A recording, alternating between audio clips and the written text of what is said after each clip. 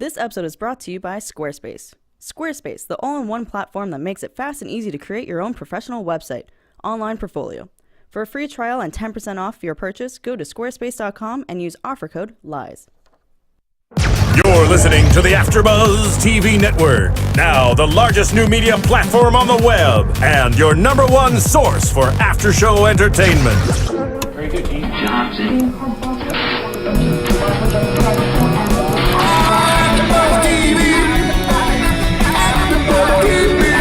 From the AFTERBUZZ Studios in Los Angeles, California, presented by Maria Menounos and streaming live thanks to Akamai Technologies. This is AFTERBUZZ TV's House of Lies After Show.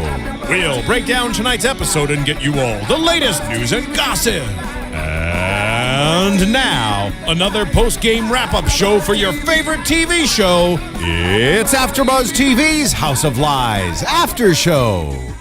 All right, this is an interesting beat. Not the normal love the way you lie, but you know what? This was an interesting episode, so it totally works out. Yeah.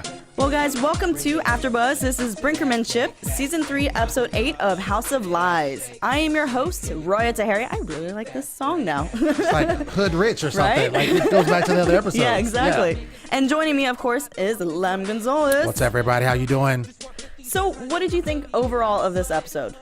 I thought it was interesting. I think in the previous episodes, we had been talking about Doug's wife being gone. And Sarah, and it's, she finally makes a comeback, but she makes a strong comeback in this episode because she's all throughout it. And, we get to the end, which we'll get to in a second. Mm-hmm. But I really appreciate it because I was worried that she was going to be phased out. And I like the way it kind of brought up, the situation with him and Caitlin, which, we were kind of predicting, like, does he like her? Is he really trying to, get at her? Mm-hmm. He's got this wife, but he's trying to play innocent, so it was just good to kind of see that happen. Yeah, it was interesting to finally, like you said, see it all happen. Right. So right away, we see them on the beach Clyde is still trying to get on Marty's good side. That's his goal this entire episode. Yes. I mean, the entire season so far. But they're trying to convince Zanino. Wait, Zanino? Zanino. Why am I totally spaced the words. Anyways, it's all Zanino, who's apparently a wild card and could either go completely, one direction when they're hoping for the other. So Clyde is hoping Zanino doesn't butcher anything for them and screw this plan up so he can get on Marty's good graces. Right. And his girlfriend walks right up to him and Zanino and starts making out with him on the beach. Yeah. Don't blame her. He's a very good-looking surfer dude. He's all right. Yeah. So what did you take out of their whole goal with Zanino? The way I took it is they wanted to use him because for whatever reason she had a relationship with him in the past, whether it was just a working relationship. I think maybe they dated. The bottom line was, she proclaimed that she was with Clyde and she's working with Clyde. And I think they wanted to get him on board to basically help them kind of do this McClintock takeover that they've been working on, for several weeks now. So by utilizing him and kind of bringing the whole team to get him on board to make it seem like he's going to buy them out, that gives them the bargaining power to basically like, okay, well, we'll just send it over to you, whether it was going to happen or not. And we see later that, Marty tries to bait him to see if he would really do it. Another business opportunity, how Marty's always looking out for a buck. And he kind of calls him out and says, calls out Marty. Yeah. And says, I kind of baits him a little bit, which was good. And then it's like, no, I wouldn't do that because you would screw anybody over for money. And I'm just not like that, and just kind of bounces on him. So I thought that was interesting because Marty doesn't get called out very often. Right. And so it was interesting that this guy who basically we may not even see again, but kind of just puts that into him. I feel he's going to come back because that phone call he made or that he walked out on, I don't know if it was just coincidence, but I really feel like that phone call is a very important part that might have an effect on this whole deal. You think so? Yes. So whatever happens with that, we'll find out. It could be just a phone call to get him out of the room, and that worked. So basically, the whole plan worked for Clyde. Yeah. So at the end of the episode, we see Clyde back at Marty's apartment, and they're begging for approval. Exactly. And they're like, so you want to reboot this like Obamacare kind of reboot? And it was cute how they rekindled their friendship. So I enjoyed that 100%. But then we once they do the whole meeting thing, obviously, we get back into Marty's apartment where we see Roscoe is still mad at him because Marty won't let Roscoe be with Lex. Right. So it was interesting because we did have a week off. It was interesting to see that is still a huge issue. Yes. Because even though Roscoe, last we saw, he was really drunk. Right. And wasn't a real reaction to the breakup by Marty of Lex and Roscoe, to see that he's still really mad at Marty. And it's been some time now that he is still mad at Marty. You know what would be really interesting if Roscoe and Lex, because, there's Facebook and everything. They need to make a website for Roscoe and Lex on Squarespace. I think that would be a good idea. It would be the easiest thing for them. It's an easy website to build your own. You just drag and drop, 24/7 service. Yes. And Lex and Roscoe don't need a credit card to start it up, even though I know it's probably minors shouldn't create a website. Well, I don't think they have a credit card, so I think it would work for them. So it would work for them to try it out. Yes. And if they get back together, you'd be like, it worked. And, Bam. It would be easy for them to do. Yeah. And I heard that, it's responsive design, design focus, which is good for someone that may not, be able to have technological, advances or whatever. They can it's very user friendly, and they can utilize that, and anyone can be able to do that, including teenagers. Yep. And for me, I'm really bad with website design, so it would really be helpful for me when and if I do create a website. Yes. So keep an eye out for that on Squarespace, guys. Do that. And use offer code LIES. And offer code LIES. Thank you, Steven. Thank you, Steven, You in just the made booth. a promo for people. Now they can get 10% off. Yes, that was awesome. Thank you. So don't forget your code LIES. So back to Roscoe and Lex. They are still not together, but Marty is now left alone in the apartment because Roscoe's going on a camping trip with his grandpa.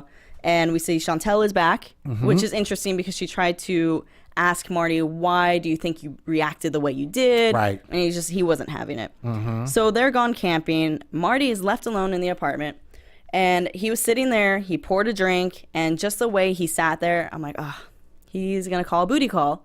And who else would he call? It's going to be Monica, because they're both in shambles. Well, she's more in shambles than he is. Right. But they're both having issues.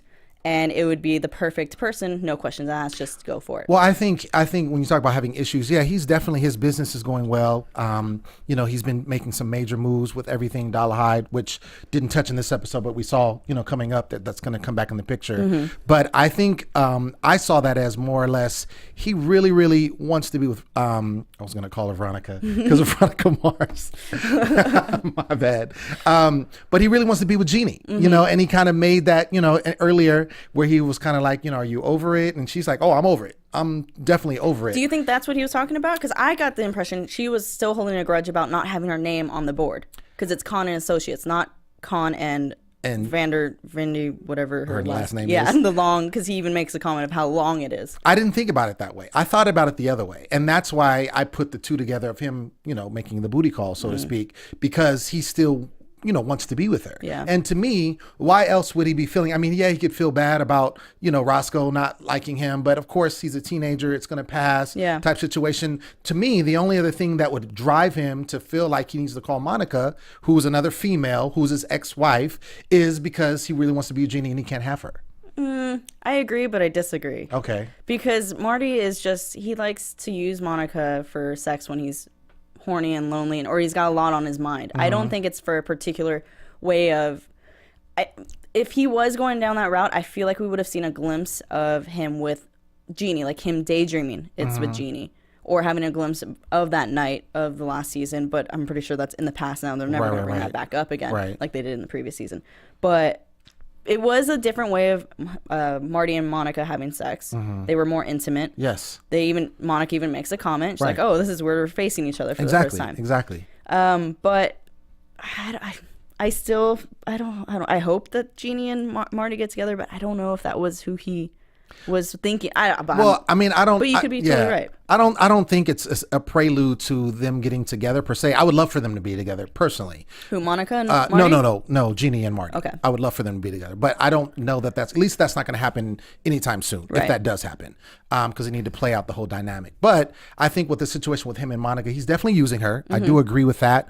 But what you said about earlier about, them kind of having sex different, and he's facing her, which is what you would do with someone that you really care about, so to speak. I think he's pretending, that maybe could be Jeannie, or, hoping, or, maybe something, because I can't see him like wanting to get back with Monica. No, for sure. I don't think they want to get back together. And you do make a valid point, because when they were in bed together, the angle, you are waiting, you're anticipating to see who he's with. But maybe I already knew in my head that it was going to be Monica. Well, you called it, and I gave you kudos for that. I was like, you called it, boom. Yeah. So. But then we see them kind of get back to their old relationship of where they just have sex randomly. Right. When they're out on the balcony. But before they did that, Monica's very eerie with the way she talked to Marty about how their lives are going and how messed up they are. Or she even spaced out.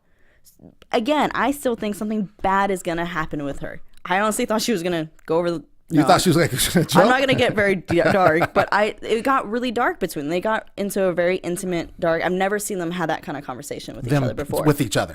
Okay. So it was weird to see Monica let that go. But hey, let us know what you guys think. Comment on YouTube, comment on iTunes, rate us on iTunes. 5 stars would be great. It would be awesome. But just let us know what you guys think.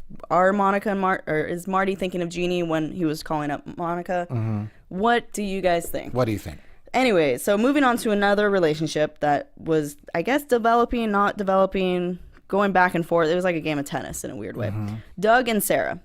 So Doug and Sarah were basically, we weren't sure where they went. They came back. Right. Sarah tells Doug at lunch that her LH levels are peaking, and she's all ready for the nookie. Yeah. So she wants to get she wants to go to Chicago with them, because that's where they're flying out to have that whole meeting. Exactly. But Doug had another plan up his sleeve. He wanted to go to see some art stuff with Caitlin.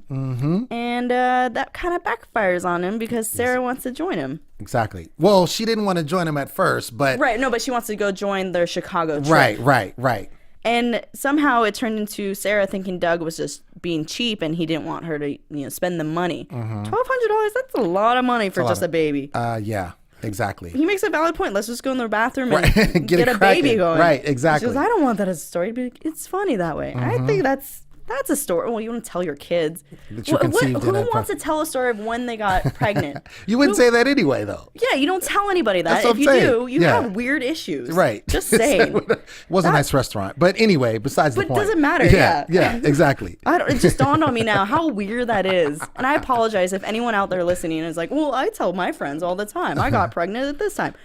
Okay, well, that's good for you. I'm not bashing. I'm just saying it's weird. Basically, Roya says it's weird. So it's weird. Bottom line. I mean, hey, you're all for the nookie, so that's all that matters. Right.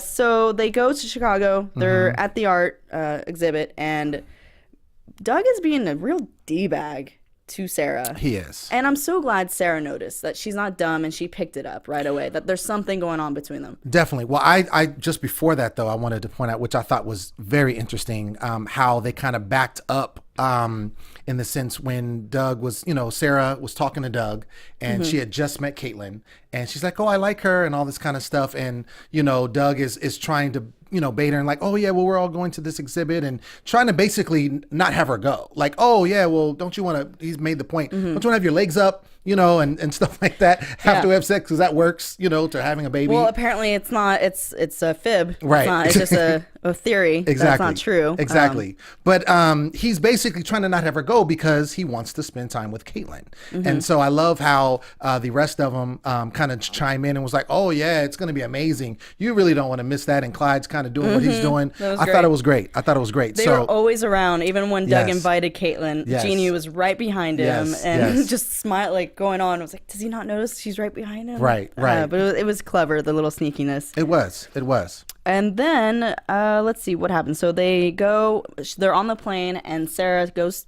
Well, luckily Caitlin switched spots with Sarah after they were already on the plane and taken off. But when Doug walks back with that root beer, and he sees it's not Caitlin. Right. Did you see that little glimmer of? Yes. And then Sarah asks him, what are you doing? Are you in it or are you not? She said, I wrote down that's it. Either you're in it or you're not. And so my question to you is, do you think Doug and Sarah moved too fast? Oh yeah, of course. I mean, I'm going back to the wedding. It was kind of a shotgun wedding, and I mean, they even mentioned that before. But of course, Doug is head over heels, and I think going just really back to his type history, he hasn't had a lot of women in the sense. I mean, he talks about that, but the bottom line is, he fell for her, and she kind of remember that episode. She kind of forced him, and she kind of came clean to him about, being, wanting to get married. And he basically still said, no, I still want to get married. So they definitely move really fast. And then the whole baby thing, and all of that was too fast. I don't know. I feel like he should have been able to step up for himself and not just let her take control. Mm-hmm. I don't know. But that's him, though. He's not a stepper-upper. I think it takes two to tango. If you are going to push someone to do something, they get, like, getting married, that's a big deal. It is. So he shouldn't have been able to just get married like that if he didn't want to get married. Well, he should have said something. There was a time and point he should have said it before she wanted his hot load inside of her. Just saying. No, that's a quote, Steven. Don't worry. That's a quote from the show. But I'm just saying, like, she even shouts it on the plane that's what she wanted, and she knows the difference. So, yeah, I mean, I don't know. I feel bad for Sarah, but yeah, like you said, she's very dominating. Right. Well, she has been, and Doug is a more passive guy, but I think you can tell, and I think we were talking about this before, about the whole Clayton situation. Is he trying to holler at her? Is he trying to get at her? Is he disrespecting, his wife? All of these things going on. But I think this episode proved without a shadow of a doubt, he definitely feels like he went too fast, and he really was attracted to Caitlyn. You know what's really weird is I feel like Caitlyn and Doug actually have more chemistry than Sarah and Doug. Well, they do. I mean, like, personality, like, they match better. Right. Well, they mesh better. When they went to the art gallery and he was like, talking art to her, and then there was the moment which was really bad for Sarah, but they kind of walked off together. And I was like, oh, look at this. And No, they didn't walk off. He pushed her. He guided her off. True. But she also, I mean, yeah. I don't know how Sarah did not just, like, stab him. Especially back. being hormonal, like, wanting to get a baby. I don't know. Right. Good for Sarah for not being so crazy. But she did have restraint. She did hold some restraint. And hopefully she'll find somebody, because we know it's probably not going to last with Doug and Sarah. Well, it's over. I mean, she said, I'm leaving. I'm out. True. She said, but then you saw that look on his face that he's, oh, what did I just do? Because remember, Clyde did tell him, you have everything in front of you. You have a wife that loves you. You have a wife that wants to have a family with you. You have everything. You have a job. Why? Why would you not want to take it? But it's the whole saying that, you think the grass is greener. Yeah, yes, he has that, but does he want that? Yeah, that's true. That is true. I'm just trying to think of what else relationship-wise also occurred on the... Is there anything we're missing? I think we hit everything. I mean, we touched about, we touched about in the beginning, Clyde and Marty. And, right, exactly. The bromance at the end, which I thought was a good way to end the show and kind of have them make peace with each other. But yeah, I think we hit all the relationships. Real quick, let's talk about that creeper guy, the one that's part of their pod. Oh, yeah. I wish Yell was here because she would be able to tell us what his name was. Yes. I believe his name was Joel, Right. Yeah, but he was remember. So creepy on so many levels. Yeah. One, he knew when, first it started off in the boardroom when they were talking about boobs and stuff like that. Right. And he's like, sucky. Or, He made a really disturbing comment and next they were to like, Jeannie. whoa. Yeah, Jeannie's like, no. Yeah, you don't do that. Yeah, and then the second time was when they're in the airport waiting for the flight, and he notices Marty got laid. This is after him and Monica had sex. Yes. And he's like, when can I be your wingman? Right. He goes, how about Neverwary? Right. That was great. And, oh, man. And then the last part was, did you catch it when Clyde and Doug and all of them are walking off the plane, and Sarah tells everyone that Caitlyn is too good for Doug. Right. And then Jeannie makes a comment, and you thought I was not too good for Doug? She goes, well, you spread it everywhere. Right. And then he pops up again. He goes, hello.